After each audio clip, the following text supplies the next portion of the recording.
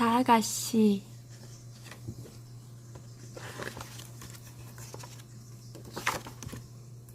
자가씨는 매우 작았습니다. 아마 여러분이 지금까지 본 사람들 중에서 가장 작은 사람일 것입니다. 아니, 어쩌면 여러분이 한 번도 보지 못했을지도 모릅니다. 왜냐하면 그는 하도 작아서 여러분의 눈에 띄지도 않았을 테니까요. 자가씨가 얼마만큼 작으냐 하면 키가 핀 하나 크기만큼 밖에 되지 않았습니다. 핀 하나. 핀을 본 적이 있죠? 그렇습니다. 그래서 흔히 자가씨를 핀씨라고도 부른답니다.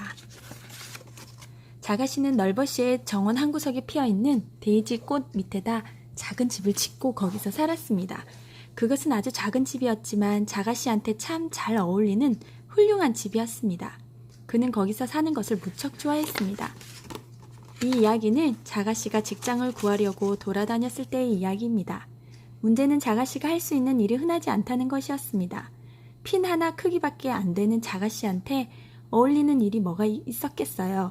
자가씨는 무슨 직업을 구할까 하고 오랫동안 궁리를 거듭했지만 뾰족한 생각이 떠오르지 않았습니다. 전혀 생각이 떠오르지 않았습니다. 그는 점심을 먹으면서도 생각을 했습니다. 그는 완두콩 반 조각과 빵 부스러기 한 쪽과 레몬 주스 한 방울을 점심으로 먹었습니다. 자가씨는 이렇게 많은 양의 점심을 먹으면서 생각에 생각을 거듭했지만 아무런 해답도 얻지 못했습니다. 생각을 많이 하다 보니 갈증만 나서 그는 레몬 주스 한 방울을 더 따라 마셨습니다. 그렇지, 갑자기 그는 자리에서 팔딱 일어났습니다. 널버시한테 가서 의논을 드리는 거야 하고 중얼거리며 자가씨는 자기 집을 나서서 정원 끝에 있는 널버시 댁을 향해 출발했습니다. 자가씨처럼 작은 사람에게는 정원의 끝에서 끝까지도 먼 길이었으므로 그는 도중에 쉬어가기로 했습니다. 그는 숨이 차서 조약돌 위에 올라앉아 쉬었습니다. 벌레 한 마리가 기어가다가 멈췄습니다. 안녕하시오 자가씨. 벌레가 인사했습니다. 안녕하세요 징글씨. 하고 자가씨는 평소 잘 알고 지내던 벌레에게 인사했습니다. 산책 나온 거요? 하고 벌레가 물었습니다. 널버시를 만나러 가는 중이에요. 자가씨가 대답했습니다. 아, 그래요? 하고 벌레가 말했습니다. 취직 문제로. 자가씨가 설명을 덧붙였습니다. 아, 그래요? 벌레는 또 그렇게 말하고 기어갔습니다. 징글씨는 말수가 적은 벌레였습니다. 얼마 동안 쉰 다음 자가씨는 다시 출발하여 이번에는 도중에 다시 쉬는 일 없이 널버시 댁에 이르렀습니다. 그곳에 도착하자 그는 널버시 댁의 뒷문에 난 계단을 올라갔습니다. 그는 문을 노크했습니다. 하지만 아무도 그 소리를 듣지 못했습니다.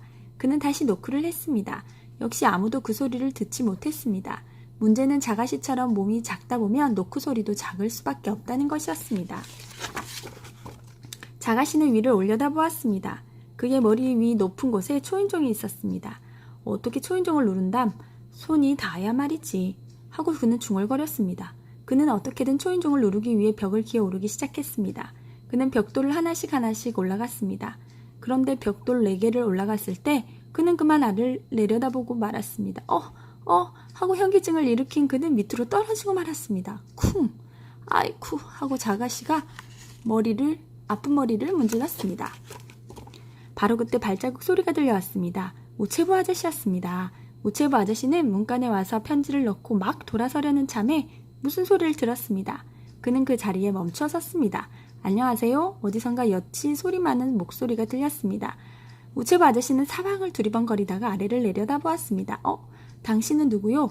우체부 아저씨가 놀라 물었습니다. 저는 자가씨예요 하고 자가씨가 대답했습니다. 미안하지만 초인종을 좀 눌러주시겠어요? 그가 공손하게 부탁했습니다. 그러지요 하고 우체부 아저씨는 손가락으로 초인종을 눌러주었습니다. 고맙습니다. 자가씨가 말했습니다.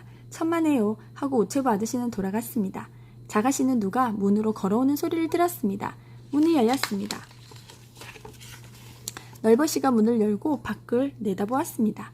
이상하다. 분명히 초인종이 울렸는데. 그가 고개를 갸웃했습니다. 그리고 문을 막 닫으려는데 어떤 작은 소리가 들렸습니다. 안녕하세요. 안녕하세요. 널버시. 널버시는 눈을 아래로 향해 보았습니다. 오, 자넨가 여기서 뭐라고 있지? 널버시가 그를 발견하고 물었습니다. 뭘 좀 의논 드리러 왔습니다만 자가씨가 대답했습니다. 오, 그래, 어서 들어오게. 널버시가 친절하게 말했습니다. 자가씨는 널버시를 따라 안으로 들어가서 널버시가 앉는 푹신한 의자의 팔걸이 위에 날름 올라앉았습니다. 그리고 아무리 생각해도 도저히 마땅한 직장을 생각해낼 수 없노라고 호소했습니다. 널버씨는 차를 들면서 그의 말에 귀를 기울였습니다.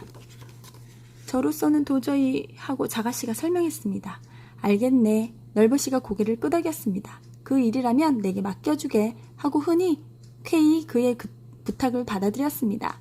널버씨는 아는 사람이 많았습니다. 널버씨는 아는 음식점 주인에게 부탁하여 자가씨가 거기서 일하도록 해주었습니다. 거기서 자가씨가 하는 일은 겨자를 겨자통에 넣는 일이었습니다. 하지만 자가씨는 자꾸만 겨자통 안에 떨어져 겨자가루를 뒤집어 쓰곤 했으므로 그곳을 그만두었습니다. 널버씨는 아는 사탕가게 주인에게 부탁하여 자가씨가 거기서 일하도록 해주었습니다. 사탕을 나르는 일이었습니다. 하지만 자가씨는 자꾸만 사탕단지에 떨어져 허우적거리곤 했으므로 그곳을 그만두었습니다. 널버씨는 성냥 공장에서 아는 사람이 있었으므로 자가씨가 거기서 일하도록 해주었습니다. 성냥개비를 성냥통에 넣는 일이었습니다. 하지만 자가씨는 자꾸만 성냥통 안에 갇혀 숨이 막히곤 했으므로 그것도 그만두었습니다. 널버씨는 공장에서 일하는 아는 사람에게 부탁하여 자가씨를 거기서 일하도록 해주었습니다. 흰 달걀에서 노란 달걀을 가려내는 일이었습니다. 하지만 자가씨는 자꾸만 달걀 속에 갇혀 옴짝달싹도 못하곤 했으므로 그것도 그만두었습니다. 도대체 무슨 직업을 구해야 할까? 어느 날 저녁 널버씨는 자가씨를 손가락 위에 세워놓고 한탄을 했습니다. 모르겠어요. 자가씨가 힘없이 대답했습니다. 한 가지 더 생각나는 일이 있긴 한데 널버씨가 말했습니다. 무슨 일인데요? 자가씨가 눈을 반짝이며 물었습니다. 동화책을 쓰는 사람을 내가 아는데 어쩌면 거기에 마땅한 일이 있을지도 몰라. 널버씨가 희망을 걸고 말했습니다. 그래서 다음날 널버씨는 자가씨가 동화책 쓰는 사람을 만나도록 해주었습니다. 제가 도와드릴 일이 뭐 없을까요? 자가씨가 물었습니다. 있고 말고 그 사람이 반갑게 대답했습니다. 저 연필을 내게 건네주게. 그리고 지금까지 자네가 겪어왔던 일들을 내게 얘기해주는 거야. 그러면 저 연필로 그 이야기를 책으로 쓰겠네. 제목은 자가씨라고 붙이면 좋겠군 하고 그 사람이 설명해 주었습니다. 하지만 아이들이 저에 관한 이야기를 좋아하지 않을 텐데요. 자가씨가 깜짝 놀라 펄쩍 뛰며 외쳤습니다. 아니야, 좋아할 거야. 좋아하고 말고 틀림없이 좋아할 거야. 그 사람이 자신 있게 대답했습니다. 그리고 여러분은 정말 이 이야기를 좋아했습니다. 그렇죠?